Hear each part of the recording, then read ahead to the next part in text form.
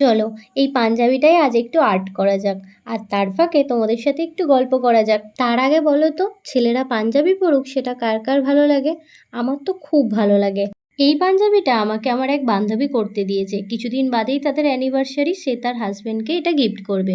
বিষয়টা যেহেতু সারপ্রাইজ, তাই তার নাম এই ভিডিওতে করলাম না। সে আমাকে বলেছিল যে লাল পাঞ্জাবি লাগবে, ডিজাইনটা আমার উপরেই ছেড়ে দিয়েছিল।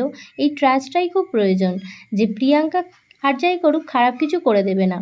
ডিজাইনটা না বলে দিলেও একদিক দিয়ে যেমন ভালো, অন্য দিক দিয়ে খুব ভয়ও লাগে যে নিজের ইচ্ছাতি মতন তো করে যাচ্ছি, যদি পছন্দ না হয়। যাই হোক, পাঞ্জাবিটা কমপ্লিট করবার পরে তাকে যখন ছবি পাঠায়, তার রিয়াকশানটা তোমরাই দেখো। জানো তো, গড গিফট বলে কিছু হয় না।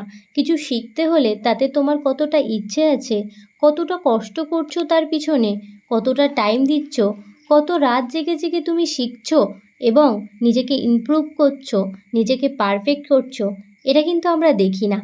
আমরা কেবল এন্ডের রেজাল্টটাই দেখি, কিন্তু ওটার পিছনে তোমার কতটা এফর্ট আছে সেটা আমরা কখনোই দেখি না। আর কিছু লোক তো তোমার এত পরিশ্রম না দেখেই বলে দেবে এটা তো গড গিফট। কিন্তু যেটা তোমরা পারফেক্ট দেখছো সেটা কিন্তু একেবারেই একদিনে পারফেক্ট হয়ে যায়নি। পারফেক্ট হওয়ার পিছনে অনেক ইমপারফেক্ট টাইম বরবাদ হয়েছে, অনেক বছরের পরিশ্রম আছে এর পিছনে। আসল কথা হলো, যত প্র্যাকটিস করবে তত নিজেকে ইমপ্রুভ করবে। আজকাল তো অনেকেরই দেখি আজ কিছু একটা শিখলো, কাল থেকে ক্লাস করাচ্ছে। তাদের সাহসিকতাকে অনেক প্রণাম। আমি এই প্রফেশনে এসেছি 7 বছর। কেরিয়ারের প্রথম দিকে নিজের নামের পিছনে আর্টিস্ট শব্দটা বসাতেও আমি ভয় পেতাম, কারণ একজন আর্টিস্টের তার আর্ট ফর্মের সমস্ত কিছুই জানা উচিত এবং পারফেকশনের সাথেই জানা উচিত বলে আমি মনে করি। নামের পরে আর্টিস্ট বসাতে গেলে অনেকটাই যোগ্যতার প্রয়োজন বলে আমি মনে করি এবং আর্টিস্টের অনেক দায়িত্ব থাকে। তখনও আমার অনেক কিছু শেখার বাকি ছিল, অনেক কিছু জানার বাকি ছিল, নিজেকে আরও অনেক ইমপ্রুভ করা বাকি ছিল।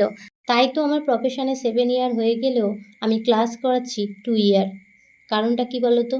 টিচার হওয়ার আগে স্টাডিটা তো কমপ্লিট করতে হবে, তাই না? হ্যাঁ, এখনও আমি প্রতিনিয়ত শিখছি। আমার স্টুডেন্টদেরকে শেখানোর সময় আমি নিজেও শিখি এবং প্রতিনিয়ত নতুন নতুন অনেক কিছু জানতেও পারি। আর তোমাদেরকে বলি, কোথাও শিখতে যাওয়ার আগে কে কত কম নিচ্ছে সেটা দেখো না, কে কতটা দক্ষ, এই ফিল্ডে তার কতটা এক্সপিরিয়েন্স হয়েছে সেটা দেখো। কারণ তার এক্সপিরিয়েন্সটা তোমার চলার পথকে অনেক সোজা বানিয়ে দেবে। কিভাবে হেল্প করবে, তাই তো? যে কাজটাই শেখো না কেন, সেই কাজের ক্ষেত্রে যে কোনো প্রবলেমে পড়লে তুমি তোমার টিচারের কাছ থেকে হেল্প পাবে, কারণ তিনি সেই পরিস্থিতিগুলো পার করে এসেছেন। তাই তোমাকে ঠিক মতনই গাইড করে দেবেন তিনি। আর যার কোনো এক্সপিরিয়েন্স নেই সে কিন্তু কোনোভাবেই তোমাকে হেল্প করতে পারবে না, কারণ তোমার কাছে যেগুলো নতুন তার কাছেও সেগুলো নতুন। তাই 2 টাকা কম হওয়ার চক্করে ভুলভাল জায়গায় গিয়ে নিজের কেরিয়ার আর টাকা কোনোটাই নষ্ট করো না। শিউলি নামে এক বনু আমাকে মেসেঞ্জারে বলেছে, তোমার পাঞ্জাবির ভিডিও আমার খুব ভালো লাগে, এগুলোর পুরো ভিডিও দেখতে চাই প্রথম থেকে শেষ পর্যন্ত, কি কি করো। প্রথমে বলি, আমি নিজেও তেমন কিছু জানি না, তবুও তোমাকে অনেক অনেক ধন্যবাদ যে আমার সমস্ত ভিডিওগুলো তুমি দেখো। নেক্সট ভিডিওতে তোমার রিকোয়েস্ট আমি নিশ্চয়ই রাখবো। এবার আসি গিফট বক্সের ব্যাপারে। বাপরে বাপ, গিফট বক্সটা নিয়ে কত কোশ্চেন, মেসেঞ্জার পুরো ভরে গেছে।